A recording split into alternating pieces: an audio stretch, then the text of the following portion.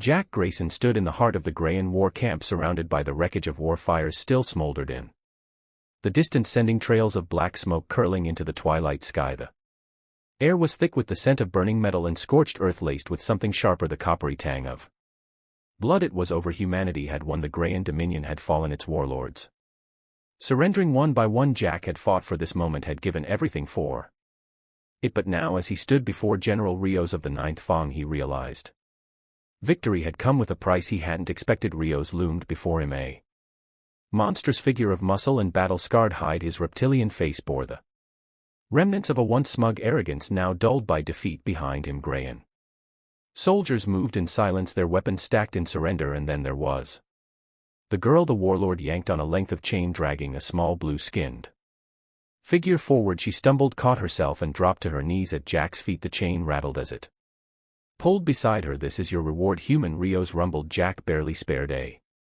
glance downward. He knew what he would see: another casualty of war, another life chewed up and spit out by forces beyond her control. But something in the way she held herself caught his attention. She wasn't just kneeling, she was waiting. The collar around her throat pulsed with dull blue light, the telltale glow of control tech. Jack had seen plenty of them before. Prisoner restraints designed to keep captives docile. A press of a button and pain would slice through her nerves like fire. Another press and her body would seize her muscles, no longer her own. She did not look up. Rios tilted his head. "She belonged to us once, now she belongs to you." Jack's stomach twisted.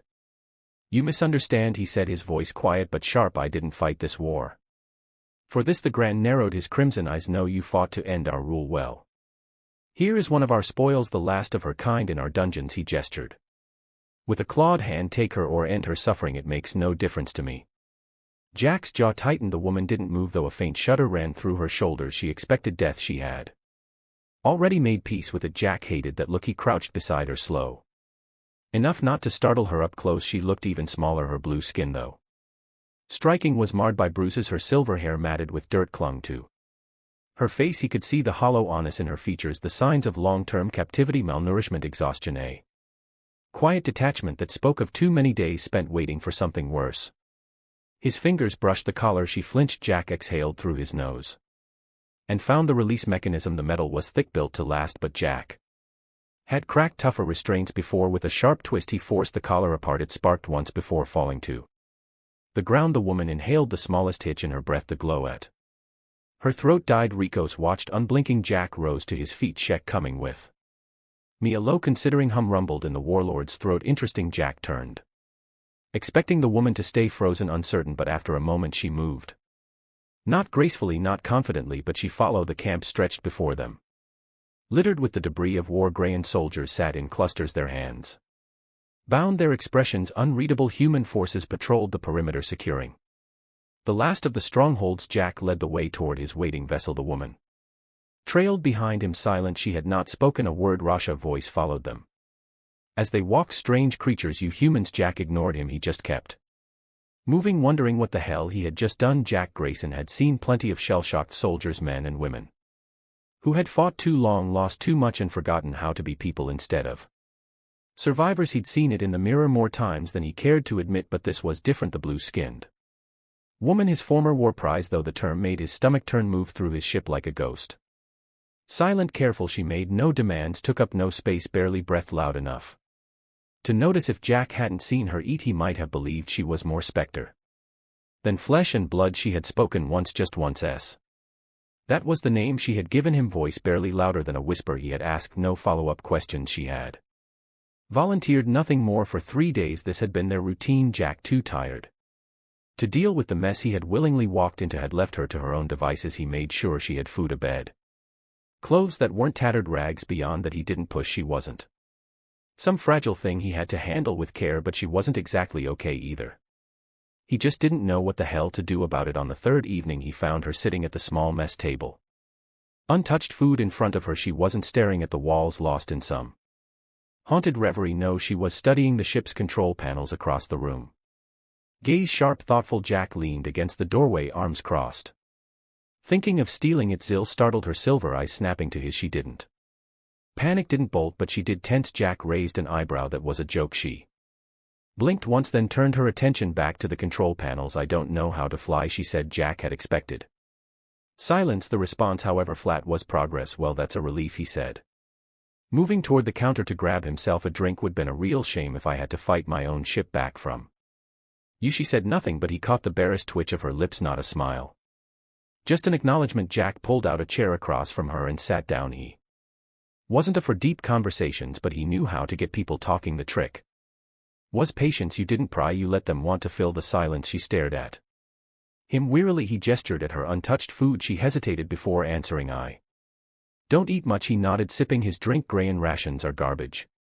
Probably better to starve than eat that crap again. That near smile gone in a BL link, but she picked up the fork and took a small bite. Jack leaned back in his chair. How long were you in their camp? Sale's fingers tightened slightly around the fork. A long time. Vague, but that was expected. He could work with vague. Before that, he asked. She hesitated. He had pushed too fast. Jack sighed and ran a hand through his hair. Look, you don't owe me anything. I'm not expecting some tragic confession. Just figured if we're stuck in the same ship, it might be nice to know something about the person I risked pissing off a Grayan warlord for. She frowned. Why did you? Jack exhaled. He hadn't really thought about it, because leaving her there had been unacceptable, because he had seen too many people treated like disposable assets in this war, because he was tired of watching good people be crushed under the weight of someone else's power. But that wasn't what he said. Instead, he shrugged. Didn't like the alternative. She studied him as if searching for deception. Then she nodded just once. Jack took that as a victory. They sat in silence for a while, not comfortable but not tense either. Then, out of nowhere, she asked, "Where are we going?" Jack smirked. "That depends. You planning to stay?" She looked down at her plate, thoughtful. "I don't know." Jack let the words settle before he responded. "Well, until you do, my ship's as good a place as any." He stood, grabbing his empty glass. "Just don't steal it when I'm sleeping this time." There was no mistaking it. Sale's lips curved the tiniest ghost of a smile. Jack pretended not to notice. Jack Grayson had spent years learning the difference between silence and quiet. Silence was the absence of sound, empty and lifeless. Quiet, however, had texture. It had weight. It carried the unspoken thoughts of those who filled the space. For 3 days the ship had been filled with silence. Sale moved like a ghost, drifting from one room to the next without a trace. She never made noise unless necessary. She ate when Jack wasn't looking. She flinched at sudden sounds but never startled. She was there, but only in the way that shadows were present but never fully part of the world around them. Jack didn't push. He wasn't good at delicate things, and trust wasn't something you could force. He gave her space, let her find her footing, let her decide what to do with the freedom she hadn't expected to have. But now, as he leaned against the doorway to the engine bay, arms crossed, he realized something had changed. Sale wasn't just moving through the ship anymore. She was studying it. She stood near the reactor panel, her fingers hovering over an exposed section of wiring, not touching, just observing, eyes flicking over the machinery with a sharp analytical focus. Jack watched her for a moment before speaking. "If you're planning to sell the ship for parts, I'd appreciate a heads up." Sale jerked slightly, but she didn't turn right away. Instead, she exhaled softly, then glanced over her shoulder. Her silver eyes reflected the dim light of the control panels. "I wouldn't strip it for parts," she said. "Too many redundancies in the system. It's more valuable intact." Jack raised an eyebrow. "I was joking." She hesitated, as if processing that information, then turned back to the exposed wiring. Jack stepped closer, peering over her shoulder. "Something wrong with my engine I should know about. You have a coolant flow issue," she said, pointing at a fray connection. "That seal is degrading. If it burns, turns out, you won't lose propulsion, but power to secondary systems will be unstable."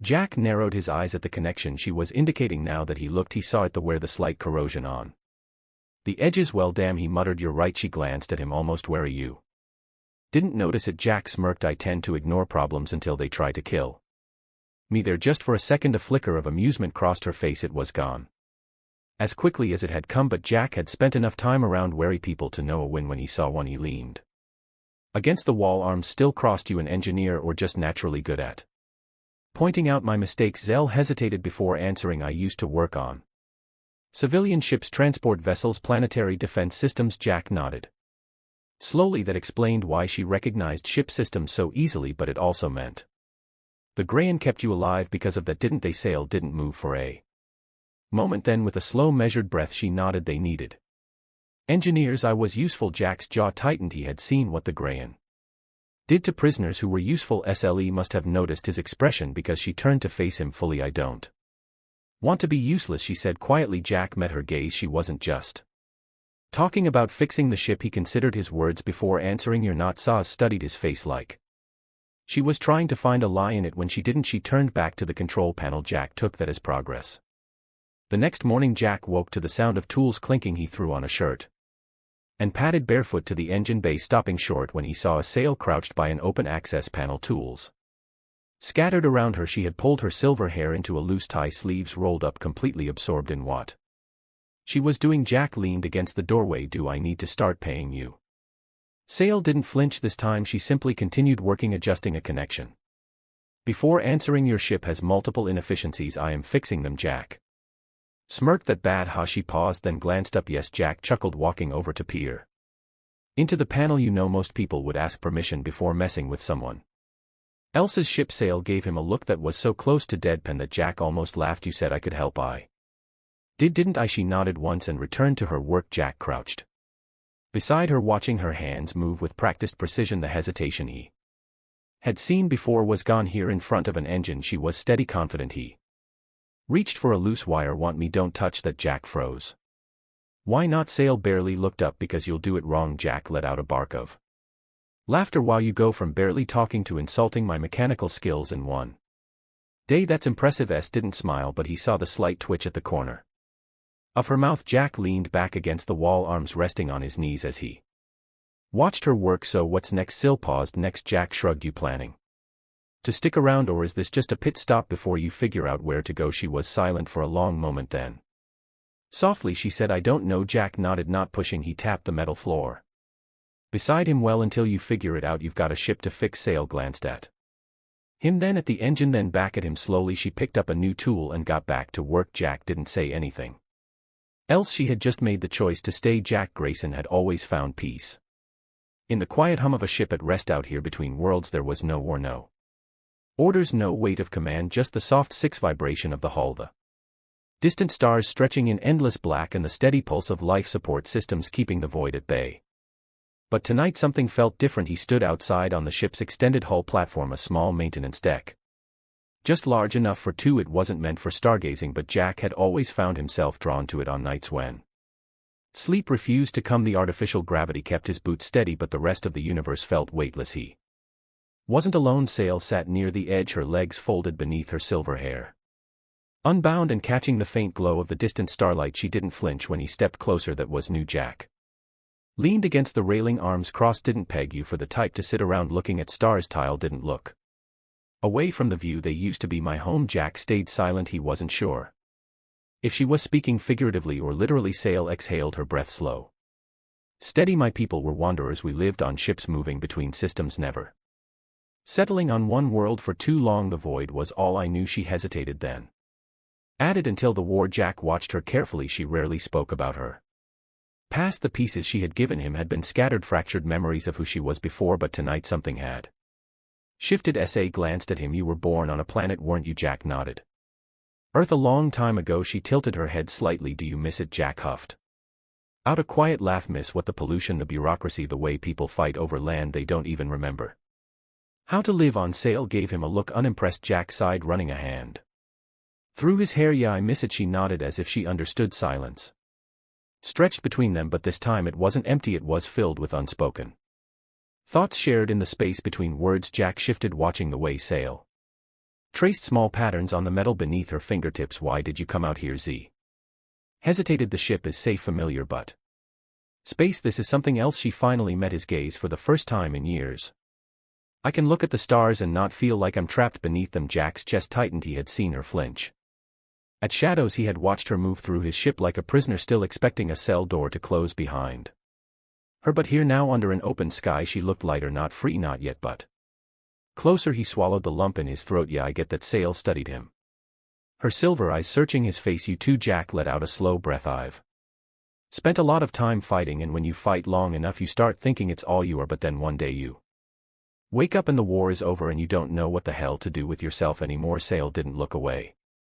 Is that why you saved me? Jack blinked. What? She turned back to the stars. You could have left me there or given me to someone else. Instead you broke my collar and let me onto your ship. Her voice was quiet but not uncertain. You didn't know me, so why? Jack exhaled. He could have given her a simple answer, a practical One, because leaving her there had been wrong because he wasn't the kind of man who took prisoners because he had killed enough people in his life and didn't need another ghost haunting him. But none of those answers felt true enough. He ran a hand over his face. Hell, if I know, he admitted, maybe I just didn't want to be the kind of man who could look at someone in chains and walk away. Sale considered that for a long moment, then to Jack's complete surprise, she smiled, not the small fleeting near smile he had seen before, not the polite guarded expressions she had learned to mimic, a real honest-to-God smile. Jack's heart did something strange in his chest, something he wasn't prepared for. Z looked back at the stars. I think you were a good man before the war, Jack Grayson. Jack swallowed. His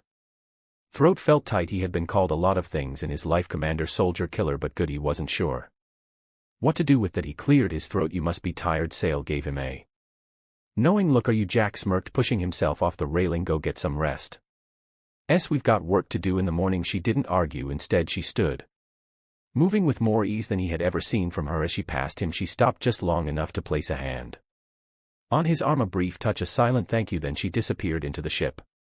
Jack led out a breath he hadn't realized he was holding. He looked back at the stars, feeling saying something shift in his chest, something dangerous, something he hadn't felt in a long time. Jack Grayson had survived a war, but he wasn't sure he was prepared for whatever the hell this was. Jack Grayson had been in plenty of fights before. Some were planned, most weren't, and nearly all ended with him either bleeding, cursing, or both. This was no exception. Blaster fire ripped through the docking bay, flashing against metal crates and leaving the air thick with the acrid scent of burning carbon. Jack ducked behind a supply container, breath sharp, shoulder already throbbing from a fresh wound. Sale crouched beside him, her fingers tightening around the sidearm she had pulled from his emergency stash. She wasn't panicking, she wasn't even breathing hard. Jack had stopped wondering when she learned to handle herself like this.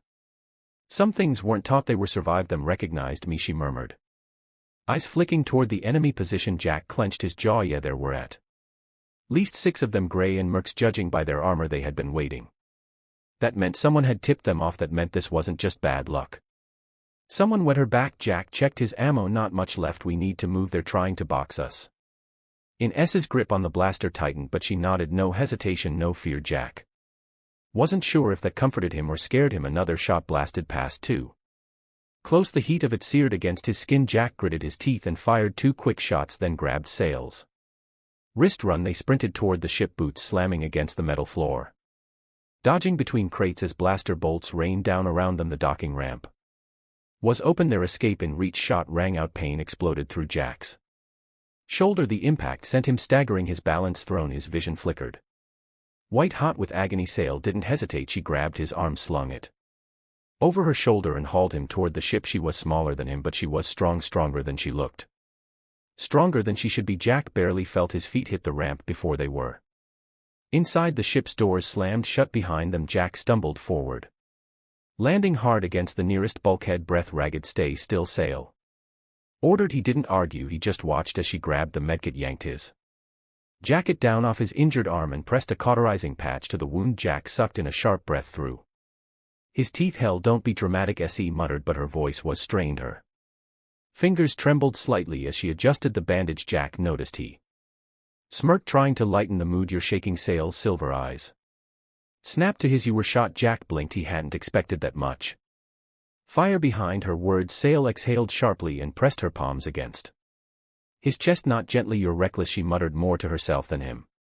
Jack felt the warmth of her hands even through his shirt. He felt the way her breath hitched, the way her fingers curled slightly against the fabric. Something in the air shifted. His heartbeat, already pounding from adrenaline, took on a different rhythm. Sally's hands lingered longer than necessary. Her breathing was still uneven, not from exertion but from something else. Jack swallowed hard. She looked up at him, and then she kissed him. It wasn't hesitant, it wasn't soft, it was desperate, filled with something raw and unspoken, something neither of them had been willing to name until now. Jack barely had time to process it before she pulled back, eyes wide, breath unsteady. He didn't let her finish. His hand slid behind her neck, fingers tangling in her hair, and he pulled her back. In this time it was deeper, slower, less about urgency, more about claiming something that had been building between them for far too long. Sale shuddered against him, her hands fisting in his shirt. Jack felt the heat of her body, the way she pressed against him like she was afraid to let go. He had kissed plenty of women before. This was not the same. This was a surrender, not Just hers. His Jack finally broke the kiss, resting his forehead against hers. His breath was heavy, his pulse roaring in his ears. Sal's hands were still clutching his shirt like she wasn't ready to step away. Her silver eyes searched his face, her expression torn between fear and something deeper. Jack lifted a hand, brushing his thumb over her cheek. You okay? Sal let out a shaky breath, then nodded. Jack smirked. Good, because I'm probably going to kiss you again. Her lips parted slightly, her breath catching, then she smiled. And hell, if that didn't wreck him more than the damn blaster wound. Jack Grayson had always been a man in motion. War had trained him to keep moving, to never get comfortable, to treat every place as temporary and every moment as borrowed time. But now, as he sat in the dim glow of the ship's cockpit watching the stars blur into streaks of light, he realized something had changed for the first time in years. He wasn't thinking about where he needed to run next, because this time he wasn't running alone. Behind him, Sal moved through the small space with an ease she hadn't had before. She wasn't hesitant anymore, wasn't measuring every step like she expected the ground to vanish beneath her feet. She belonged here, even if she didn't realize it yet. Jack turned his chair slightly, watching as she worked on the ship's navigation console. Don't think I've ever seen anyone enjoy fixing my message this much. Sal didn't look up. I wouldn't enjoy it if you weren't so terrible at maintenance. Jack smirked. That's fair. She made a small adjustment to the system, her fingers moving with practiced precision. The flickering warning light that had been bothering Jack for weeks finally faded to a steady green. There, she said, stepping back. Your engine won't explode. Jack leaned back in his chair. Shame was hoping for a little excitement. Sal shook her head, but the corner of her mouth twitched. Jack studied her for a long moment. The bruises that had once darkened her skin were almost gone. The tension that had kept her shoulders tight had eased. She still carried the weight of her past, but she no longer let it crush her. He cleared his throat. So what now? Sal hesitated, that same flicker of uncertainty but not fear. She crossed her arms, looking at the stars outside the viewport. I don't know. Jack let the silence stretch before he said, you could stay. She turned to him, silver eyes searching his face. And if I do? Jack exhaled. He had never been good at talking about things that mattered, but for her he'd try. You've been looking over my ship like you own the damn thing, he said, keeping his voice light. Would be ashamed to let all that effort go to waste. Sal arched an eyebrow. That's your offer? Free labor? Jack shrugged. That, and I'd rather not have to replace my mechanic and my co-pilot. She blinked. Co-pilot? Jack met her gaze. You've got nowhere to go. I don't have anywhere I want to be. Figure we can make something out of that. Sal was silent for a long moment, then finally she nodded. Jack smirked that a yes. She rolled her eyes, but he saw the way her fingers brushed the console beside her, a quiet acceptance of something she hadn't let herself hope for. It's a yes, she said softly. Jack let out a slow breath, something in his chest settling. He stood, closing the distance between them. Sal didn't back away. She lifted her chin slightly, meeting him halfway. Jack reached up, brushing a loose strand of silver hair behind her ear. His fingers lingered against her skin, warm and steady. You're not a prisoner anymore, he murmured. You never have to be again. Sal exhaled, and for the first time it sounded like relief. Jack leaned in, pressing his forehead to hers, his hands resting at her waist. She let him hold her there, solid and real. You're sure about this? He asked. Sal's hands slid up, his arms resting against his chest. Are you? Jack smirked. I don't do things halfway. Sal's lips curved slightly. Ly. Neither do I. She kissed him, slow this time, deliberate, a choice made freely. Jack pulled her closer, deepening it, letting the moment settle into something undeniable. When they finally broke apart, Jack rested his chin against the top of her head, his arms still wrapped around her. Oh, he murmured. Where to? Co-pilot? Sal tilted her head slightly, looking out at the endless expanse of stars. She said. Everywhere. Jack grinned. Sounds like a plan, and for the first time in his life he actually meant it. Jack Grayson had never believed in fate. He believed in choices, in action, in the simple reality that the universe didn't owe anyone a damn thing. But as he stood in the ship's cockpit watching the incoming transmission blink on the console, he had to wonder if the UN had a sense of humor after all. Sal sat beside him in the co-pilot seat, legs tucked under her, silver hair falling loose over her shoulder. She was running diagnostics on the ship systems, fingers moving effortlessly across the controls. She had made the chair hers in a way Jack hadn't expected, like she belonged there, like she had always belonged there. She didn't look up. Are you going to answer it? Jack exhaled through his nose, rubbing his thumb over the edge of the console. The transmission had been pinging them for the last 10 minutes. It was a priority message from an old contact in the Colonial Fleet. I know who it's from, he muttered. Sal glanced at him and Jack hesitated. He had spent years following orders, fighting battles for people who sat safely behind reinforced walls, while soldiers like him Bled for their decisions he had walked away from that life left it in the ashes of war, but now they were calling him back. He could ignore it, he could cut the transmission, take sail in the ship and disappear into the stars. No one could make him go back, but he already knew he wouldn't. Sail must have read something in his expression because she straightened. You're thinking about answering? Jack huffed a laugh. Thinking about it. She studied him for a moment, then leaned back, crossing her arms. You don't owe them anything. Jack knew that, but it wasn't about them. They're calling because they need something, he said, and if they need me it means it's bad. Sail's gaze was steady, so Jack let the silence stretch between them before he answered. I can't just pretend I don't care. That was the truth of it. He had spent so long trying to be done with war, done with fighting, but when it came down to it, he wasn't the kind of man who could walk away when people needed him. Zill's expression didn't change, but he saw the understanding in her eyes. She had been trapped for so long, forced into choices she hadn't been allowed to make. Jack had freed her from that, and now he was facing his own moment of decision. Finally she nodded. Then let's answer it. Jack felt something shift in his chest.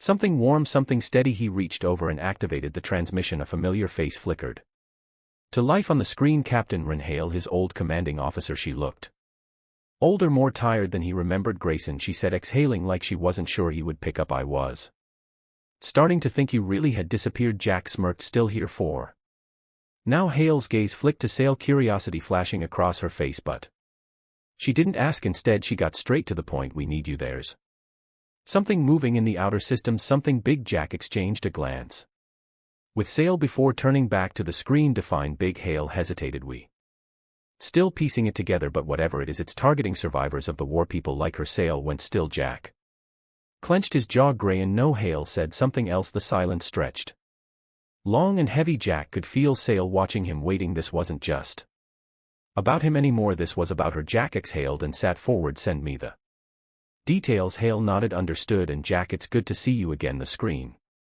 went dark. Jack leaned back, running a hand through his hair. He let the weight of the decision settle before speaking.